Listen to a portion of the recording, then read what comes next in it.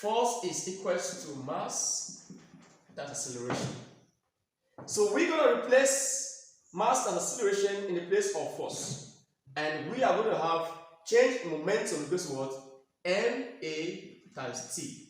So we can say that change in momentum is equals to what? Mass. What a crazy equation. But check out the physics textbook. You are not going to see anything as change in momentum equals to mass. Hello friends, welcome to Physics with Ben. Don't forget to subscribe and turn on the notification. In today's class, I want us to look at something off the textbook. How to form new crazy equations in physics. There are moments examiners may give you a question to solve, and you'll be racking your head and be looking for equations that you're going to use to solve that question with. And sometimes you may end up saying the question is wrong. It is simply because you lack the simple basic knowledge of what I call the physics of cut and join. That sounds very crazy. Yeah. It is not in the textbook, and you're not going to see this in the textbook. And many of these crazy equations that we'll be forming here, you may not see them in the textbook. But they are correct equations that can be accepted internationally. Now, what do I mean by the physics of cut and join? The physics of cut and join is a physics that I coined, a physics that I brought up with in my years of teaching experience to help my students combat very, very complex and difficult questions. The physics of cut and join is the physics where you form very complex equations to solve complex problems. How are these equations formed? The equations are formed by equating an equation with another equation. You can only do that when the equations that you are equating, they have the same SI units, and the equations are used within the same area, within the same condition. For instance, I can combine equations of linear motion with equations of linear momentum and form very complex equations. Without wasting more time, let's go straight to the business of the day. For instance, we have, from Newton's second law of motion, we have that our F is equals to the mass of the body times the acceleration of the body. Let's call this equation number 1. We also have that where F is the force in Newton and M is the mass in kilogram and A is the acceleration in meters per second. Now we also have that our acceleration A is equals to final velocity minus initial velocity, all by the time taken for the object to move. Call this your equation number 2. Now, there was something I also forgot about the physics of cut and join. You don't only form these equations by equating an equation with another equation. You can also form those complex equations to what I call substitution. Now, recall also that from work done, you have the force moved by the object times the distance covered. You can call this your equation number 3. We also have that our power P is equal to work done all over time. You can call this your equation number 4. You also have it that our linear momentum is equal to the mass of the body times its velocity. You can call this equation number 5. Yes. Now, let us use equation 1, 2, 3, 4, 5 to form as many equations as we can. The other one, we also have that our velocity is also equals to what? Distance all over time taken. Let's call this equation number 6. It will interest you to know that all of these equations, they are from what I call linear motion.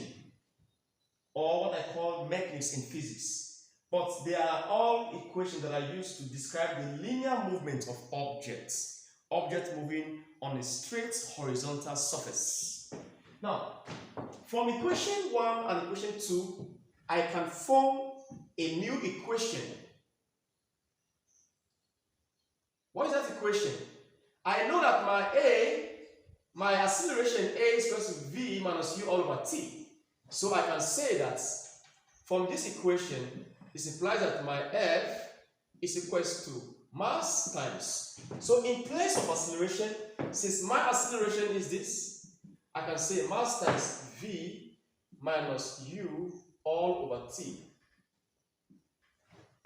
Do you see that? Good. So if I multiply that, I'm going to have this. I'm going to have mass into V minus U all over T. If I improve on that, I'm going to have F is equals to mv minus mu all over T. So you see we have formed another equation. If I call this equation 1a, I can call this equation 1b. This equation, if you work on it back, you're going to get back equation number a. Because you know that you factor your m out and v minus u over t gives you a. And then this equation also means something. Or it means something in physics. mv minus mu is change in momentum. So we can say that our F is equals to change in momentum.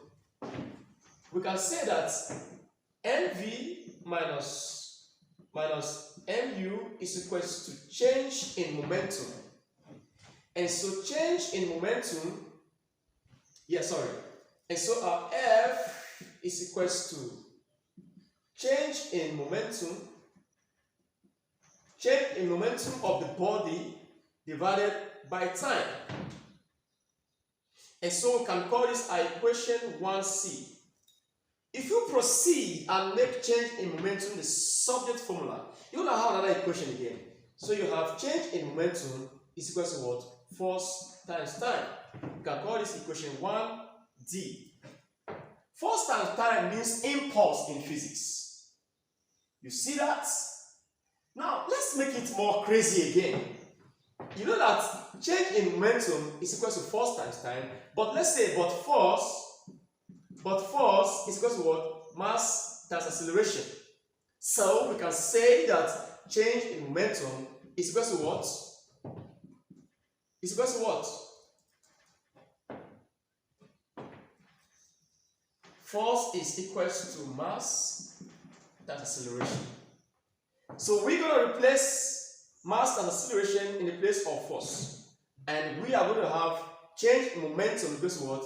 Ma times t. So we can say that change in momentum is equals to what? Mass.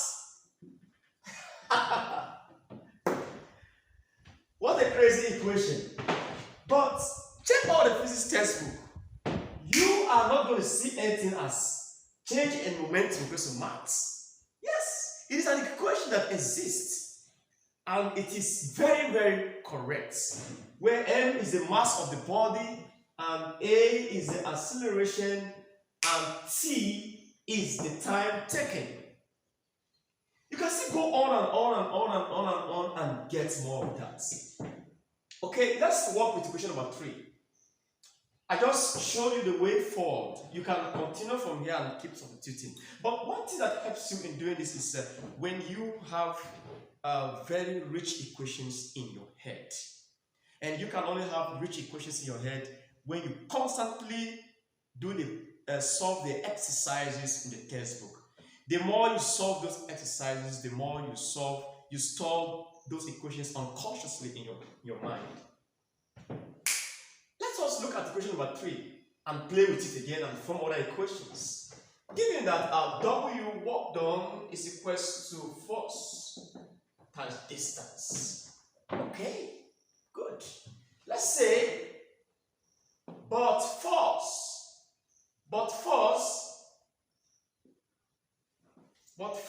is equal to what?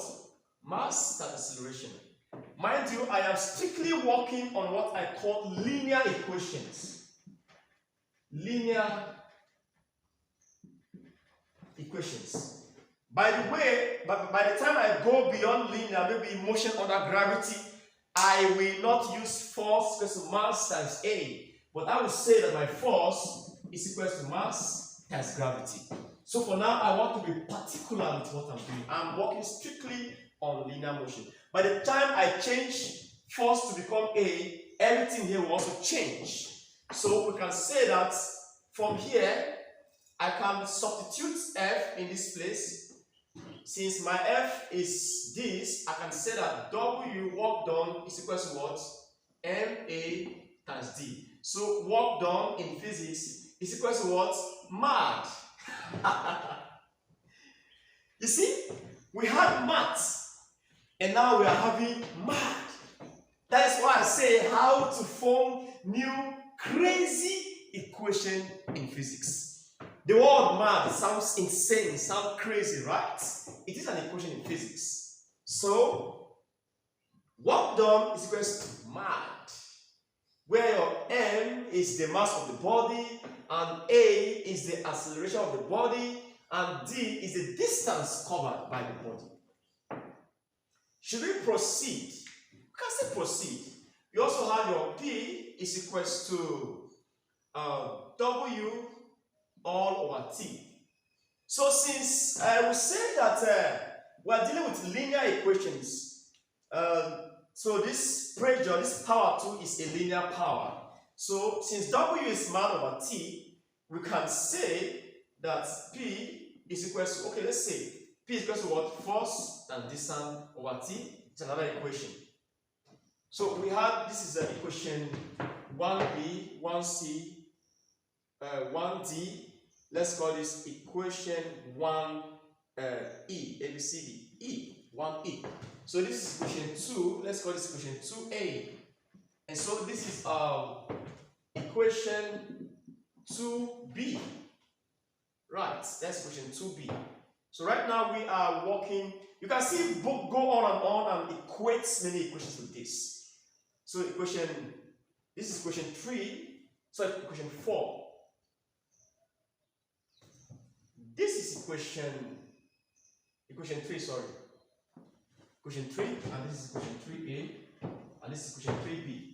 So we can still say that this is equation 4B, and this is equation 4A. So we can still say again that our power P is equal to what? Mad all over T. Equation 4. Equation 4 what? 4C. So, in our next video, I will bring another branch of physics. I want to stop this video here for the sake of time. I just showed us what we can do with these equations. You can move on and on and on and on, and you can get as many crazy equations as you can get, as mad, sounding so insane, and mad. So insane. Thank you for watching. Don't forget to subscribe and turn on the notification. Also share this video and use this video to play with equations in physics. The more you play with equations in physics, the more you get to know about physics equations. God bless you. Bye-bye.